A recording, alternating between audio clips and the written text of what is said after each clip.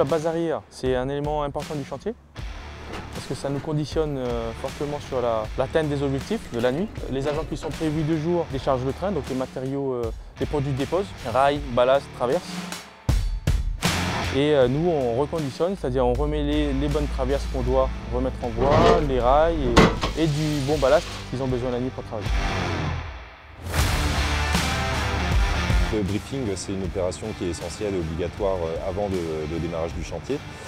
C'est un moment pendant lequel on va échanger avec le personnel qui intervient sur les travaux. C'est aussi un moment pendant lequel on va présenter tous les risques spécifiques aux opérations qui vont être faites pendant la nuit ou la journée de travail. Et puis c'est l'occasion aussi de rappeler, de faire des petits rappels sur la sécurité, de rappeler les règles d'or d'ETF.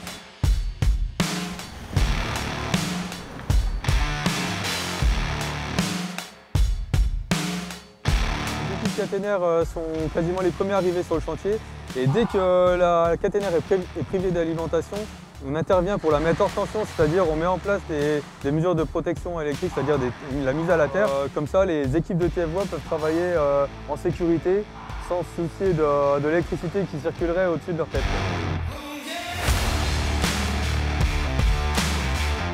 Donc le chantier il est sur la ligne 191 300.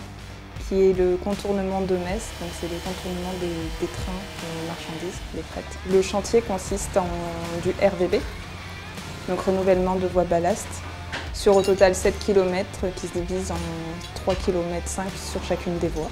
Il y a une grosse synergie ETF Agence Est pour les travaux de voies. On a ETF Caténaire qui s'occupe de tout le perchage et on a ETF Service qui est là pour toutes les prestations de sécurité.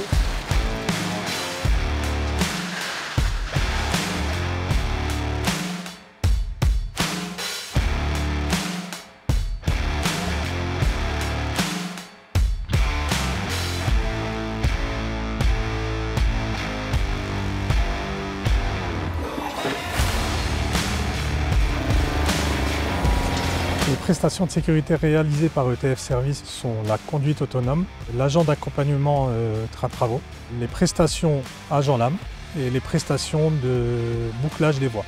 On est les premiers et les derniers à sortir du chantier. Les travaux mécanisés arrivent à la fin du chantier. En fait, ça consiste à niveler et à dresser la voie grâce à une boureuse. Ça va permettre au train de rouler à nouveau.